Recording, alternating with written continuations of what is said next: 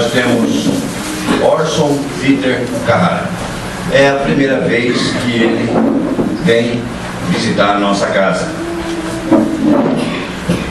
Editor de profissão, vou até pegar meu óculos aqui, a gente já fez uma ou duas coisas, né? Rapazinho, um negócio desse.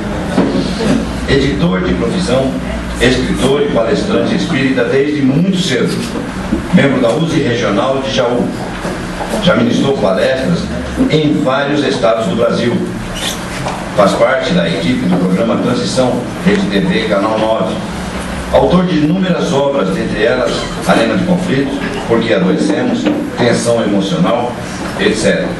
Algumas dessas obras, inclusive, estão expostas aí na frente e estão à venda. Só para a gente completar um pouquinho, é natural de Mineiros do Tietê, São Paulo, onde nasceu no dia 10 de março casado, pai de 3 filhos, é que não está escrito apagado, né? Casado, pai de 3 filhos, e espírita desde a infância.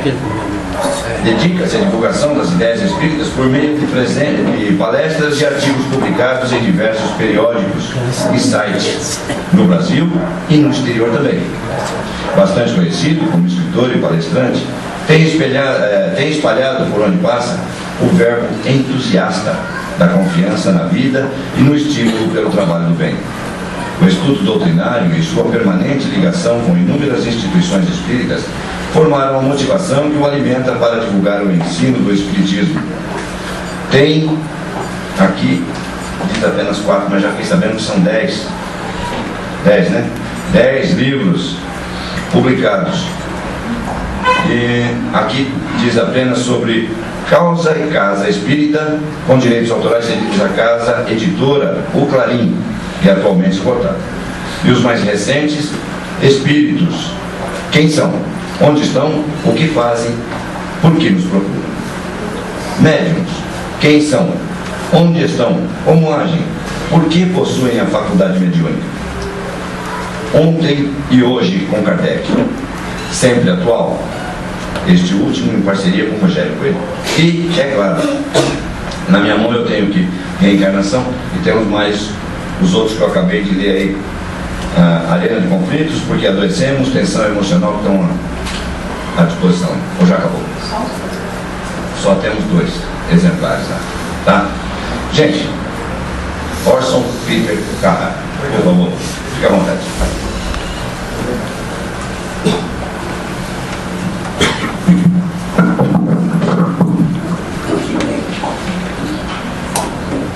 Meus amigos, com que satisfação estamos visitando vocês e tendo a oportunidade de conhecer uma nova casa em nosso querido Brasil, em nossa querida São Paulo. É sempre um motivo de muita honra, de muita alegria, encontrar uma casa cujo nome justifica o ambiente que tem, porque realmente a gente viaja por muitos lugares e já sente os ambientes em que visitamos. E encontramos aqui um ambiente leve, agradável, gostoso de conviver. Muito obrigado pela oportunidade de conhecer vocês, de estar aqui, de conviver, por esta oportunidade de estarmos juntos. Trago para vocês o meu abraço de Matão. Matão logo depois de Araraquara, na Washington Luiz, para quem não conhece. A minha cidade natal, que eu acredito que muitos de vocês nunca ouviram falar, Mineiros do Tietê, fica na região de Bauru. É uma cidade que tinha 10 mil habitantes, nós mudamos de lá, ficou com 9.995. É uma cidade que não cresce, pelo contrário, é uma cidade que diminui. Mas é o nosso coração natal, né? É lá que nós nascemos, vivemos lá até os 40 anos e estamos há 10 anos em Matão. Com muita alegria, nós aqui estamos e o tema selecionado para a noite foi tensão emocional. A tensão emocional é um desafio que todos nós, os seres humanos, enfrentamos. Podemos acrescentar tensões, porque não se trata apenas de uma tensão. São várias as tensões que nos atormentam o cotidiano diário, e nós bem sabemos os motivos que nos desestabilizam a serenidade. Quem de nós não enfrenta tensões? E existem tensões variadas, é claro, de variadas origens. Podemos citar as tensões passageiras e as tensões prolongadas, aquelas que acompanham a gente muitas vezes por décadas. São conhecidas as tensões passageiras. Vamos dizer, por exemplo, dirigir uma autoestrada numa noite de chuva, o filho que não chega na madrugada, a mulher que está preparando o almoço para receber visitas e fica preocupada se tem muito sal, se errou no sal, se tem pouco sal, etc. Mas, vinda a visita e o almoço deu certo, ela tinha preocupação com a arrumação da casa, etc. Essa tensão dilui-se, apaga-se, vai embora e a dona de casa respira aliviada. Da mesma forma, quando estamos esperando um filho que está voltando à noite, numa noite de chuva, dirigindo sozinho, quando o portão se abre e ele adentra, nós também nos tranquilizamos e a tensão paralisa. Existem outros tipos de tensões que todos nós enfrentamos, por exemplo, prestar uma prova de vestibular, a véspera do vestibular, por exemplo, também uma disputa judicial, uma separação de casais, ou o primeiro namoro, o primeiro contato com uma pessoa, o início de um relacionamento novo, ou o término de um relacionamento, a entrevista para o emprego. São situações todas decorrentes de aflições, de preocupações que geram as tensões. Claro que existem vários exemplos que podem ser citados, e naturalmente que vocês estão lembrando, né? Existem também os conflitos de relacionamento entre pais e filhos, marido e mulher, genro e sogra, nora, etc. São os problemas decorrentes da nossa condição humana. Aprender a nadar da tensão, fazer palestra da tensão, porque quando a gente se põe aqui na frente e todo mundo fica olhando para a gente, não é fácil. A gente não imagina como é que vai fluir, como é que as palavras vão sair da boca, se vai dar certo. O início é fundamental. E se nós cometermos um disparate, a gente pode se perder. Então existe sim uma tensão natural. Fazem parte da vida. As tensões fazem parte da vida. Particularmente no organismo feminino, que o digam as mulheres sobre a tensão pré-menstrual. Nós temos um amigo mineiro, Ismael Batista, que brevemente vocês terão a oportunidade de conhecer, porque vamos indicá-lo para vocês o trazerem aqui, porque se trata de um companheiro muito dedicado, muito divertido e que traz muitos ensinamentos. Ele criou duas siglas para a TPM da mulher. Uma delas, tenha paciência, marido. E outra delas, tendência para matar. E sugere ele que naqueles dias o marido levante-se bem cedo, mas muito cedo, e prepare um belo café na mesa antes da mulher levantar-se. E assim que a mesa estiver pronta, só volte à noite depois que ela estiver dormindo. E ainda sujeito a enfrentar os questionamentos. Onde você foi que me deu sinal hoje?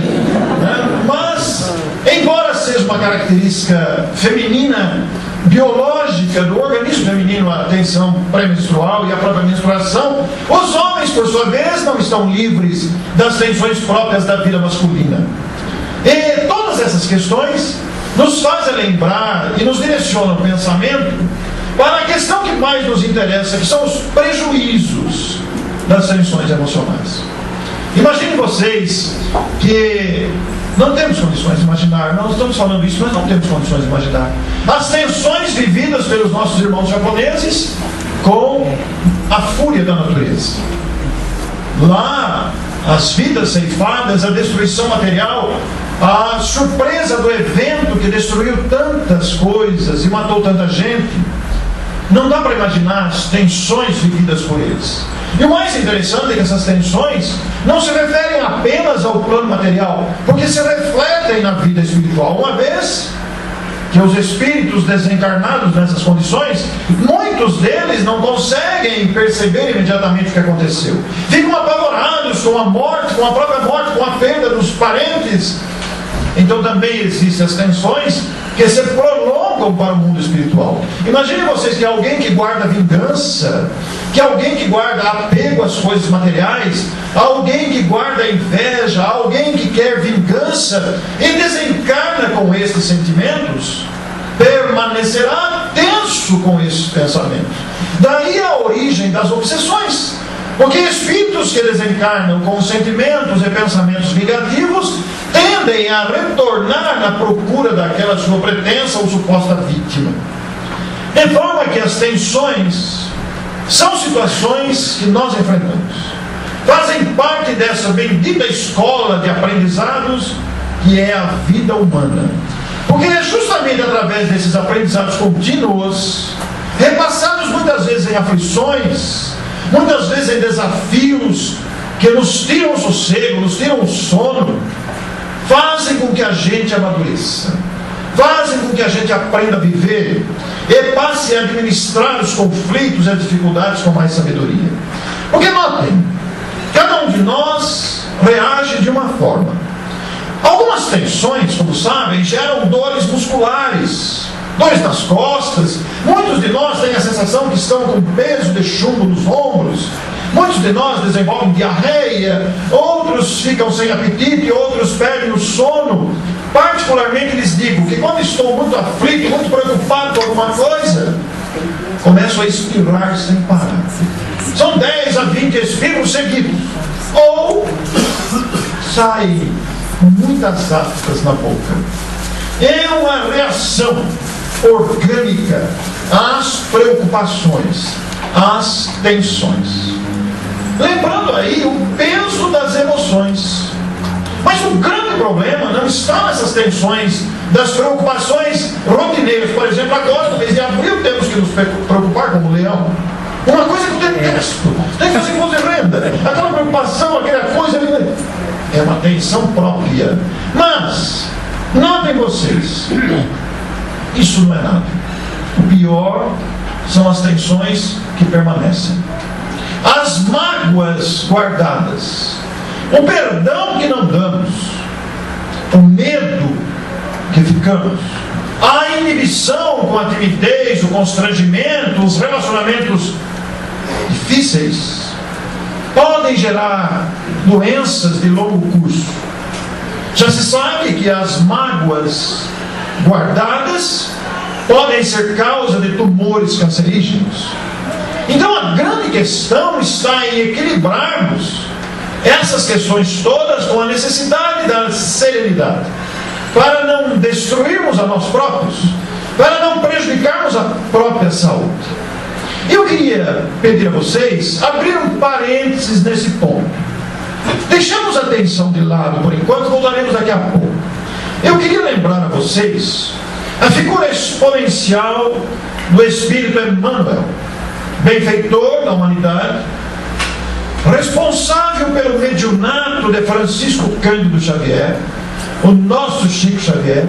Emmanuel se tornou muito conhecido e respeitado pelos brasileiros principalmente, acostumados a folhear as páginas dos seus livros, a ler as suas lições de profunda sabedoria.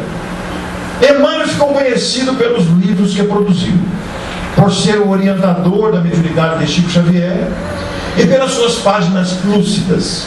Emmanuel produziu, como sabem, mais de uma centena de livros assinadas com a psicografia de Chico Xavier. Dentre essas mais de 100 obras assinadas com esse nome, Emmanuel, sabem vocês que nós temos os 5 romances clássicos históricos. Há 2000 anos, 50 anos depois, Ave Cristo, Renúncia e Paulo Estevão. Esses livros, romances históricos do cristianismo nascente, são livros para a gente ler e reler várias vezes na vida. Quem ainda não leu esses livros, leia antes de desencarnar, para levar consigo o patrimônio moral que estas obras traduzem.